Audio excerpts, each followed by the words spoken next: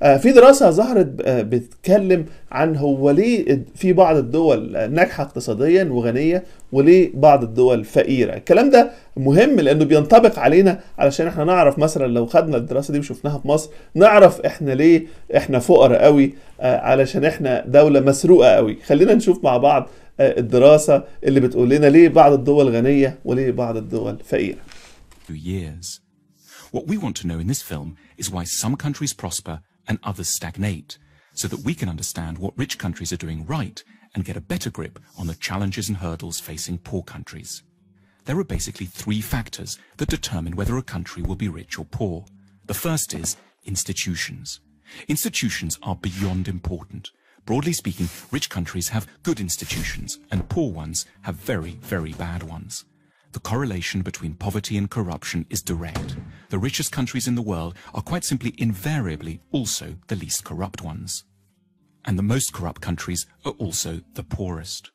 When countries are corrupt, they can't collect enough taxes to get the good institutions they would need to escape the poverty trap.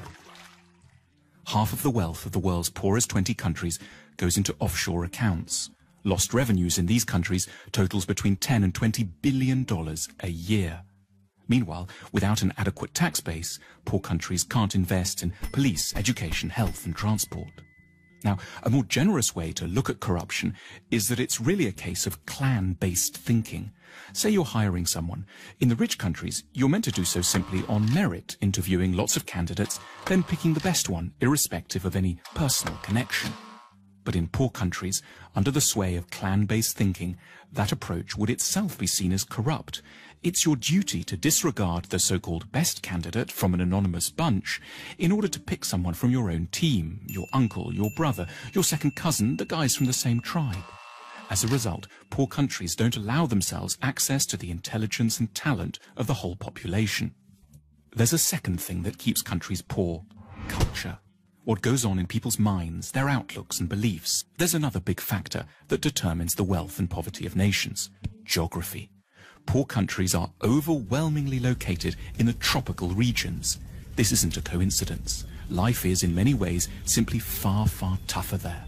The problems begin with agriculture. Tropical plants are generally a lot less packed with carbohydrates. Poor landlocked Bolivia and semi-landlocked Paraguay are the poorest nations in South America. Africa has only one major navigable river, the Nile, and hosts 15 landlocked nations, 11 of which have average incomes of $600 a year or less. Not coincidentally, the poorest country in Asia, Afghanistan, is also landlocked. Then there's the matter of natural resources. Natural resources like oil or precious metals can be real trouble, and paradoxically, poor countries tend to have them in spades. These natural resources are what economists call intensifiers. They will help to make a country with good institutions richer, but one with bad institutions get even poorer, precipitating what's called the resources trap. So the Democratic Republic of the Congo is one of the world's most mineral-rich countries, holding most of the world's coltan, which every mobile phone has a bit of inside. But natural resource wealth helps elites to grab money without requiring the cooperation of the whole society. If the only way to grow wealthy is to assemble high-tech aero engines, for example, you're going to need your whole society to buy into the project. But if you just need to extract a few minerals, you can do so with a small labor force, some guns, and an airstrip long enough to ferry your loot out to market. The wealth from coltan keeps DRC armed rebels in guns and corrupts every level of society. So how should one weigh up the relative importance of all these different factors, institutional, cultural, and geographic, in determining the wealth of nations?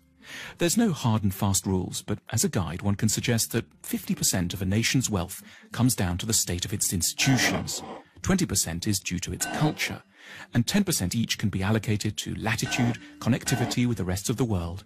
زي ما شفنا من أهم العوامل هو الشفافية والفساد اللي بيؤدي لإهدار موارد الدولة، وده اللي بيخلي الدول فقيرة، وده اللي احنا شايفينه بالظبط في مصر في عهد العسكر بصفة عامة. ولكن طبعا الفساد في عهد عبد الفتاح السيسي طبعا يعني الفساد مقنن، آثار مصر بتتباع، أهراماتها بتتباع، كل حاجه بتتباع، نيلها بيتباع، غازها بيتباع. عبد الفتاح السيسي هو راعي الفساد في مصر، وهو بيرعى الفساد لانه عارف ان الفاسدين دول ما يهمهمش غير مصلحتهم. فعشان كده لما يرعى الفاسدين هيدعموا نظامه وهيبقى ليهم مصلحه في استمرار نظام عبد الفتاح السيسي الفاسد الدكتاتور.